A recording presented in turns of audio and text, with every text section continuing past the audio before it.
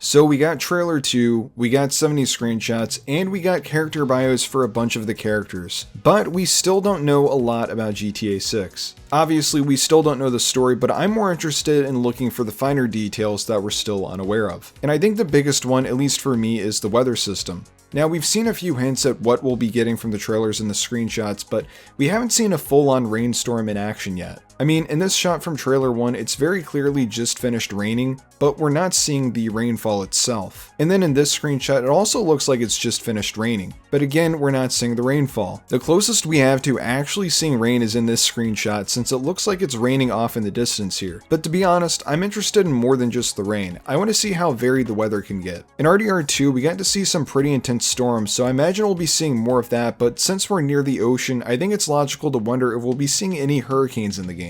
Now, you could argue that hurricanes are confirmed to be in the game based on this sign we can see in the bar from trailer 2, but I think this is more so just Rockstar adding detail to make the world feel a little bit more alive. That being said, I still think that we could see hurricanes in the game. Now, maybe it won't be a regular weather event like a rainstorm, but instead it's an event in the actual story of the game. Maybe it forces Lucia and Jason to relocate from Vice City for a while. I mean, Rockstar used a hurricane in Vice City to prevent you from leaving Vice Beach at the start of the game, so why wouldn't they do it again, except this time it forces you to leave Vice Beach. And speaking of locations, we still don't know how big the map is going to be. The mapping project has been doing a great job at piecing together what we know from the 2022 leaks, both of the trailers and the screenshots, but Rockstar has done a pretty good job at withholding a lot of new info. I mean, we still don't know a lot about the middle of the map, the northern parts, and we don't even know if this panhandle will be there. And for a better idea of what we really know rather than speculation, here's a map showing only the confirmed data. So Vice City seems to be the only location that has a high degree of accuracy. But one thing that I keep thinking about that no one really knows is what the map border is going to look like. Obviously, the south, east, and west have ocean to serve as the map border, but what about up north? Is it going to be ocean too, or are we going to be getting something like RDR2 where the terrain just keeps going for a while until it ceases to exist? And obviously, things are a little different in GTA 6 since you can fly, but I think this is pretty solvable by just having it be restricted airspace, and if you hover over the area for too long, you just get shot down. Now, I would prefer them to do something like this rather than the map being yet another island, but it's not going to bother me all that much if it is just an island, and I'm leaning more towards the direction that the land continues and it doesn't end at an ocean. And that's mostly because of all of the evidence we have that points us towards there being a second state in the game, Gloriana. The website kind of explicitly states that there's a northern state border in the game, which implies that there is another state bordering Leonida. Now, the question remains as to whether or not we'll be able to visit Gloriana, but I think it's more likely than not that the northern part of the map extends into more land. And if we can actually visit Gloriana in-game, I doubt it's going to be an entire state. It's probably only going to be a small portion of it. But if we turn our attention back to Leonida, we also don't know how many buildings will have accessible interiors. The TikTok leaker claimed that there would be 70% enterable buildings, which would be insane if that's true. I think it's possible, but I don't think it's likely. The technology exists to make this happen, but you also have to ask if it's really needed in the game in the first place. Don't get me wrong, I think it would be cool, but I just think it's less likely to make it into the game. But there is some good evidence to point us toward there being a lot of interiors in the game if we look at trailer 2 and the screenshots. I mean, are these all in the same bar? I'm honestly not sure. It could very well be different bars in different locations. And then we have this screenshot where it looks like this restaurant has an interior you can actually go into. Although we can't see any NPCs in there, so I mean, who really knows? And something that we've seen quite a lot of in the trailers and the screenshots has been social media.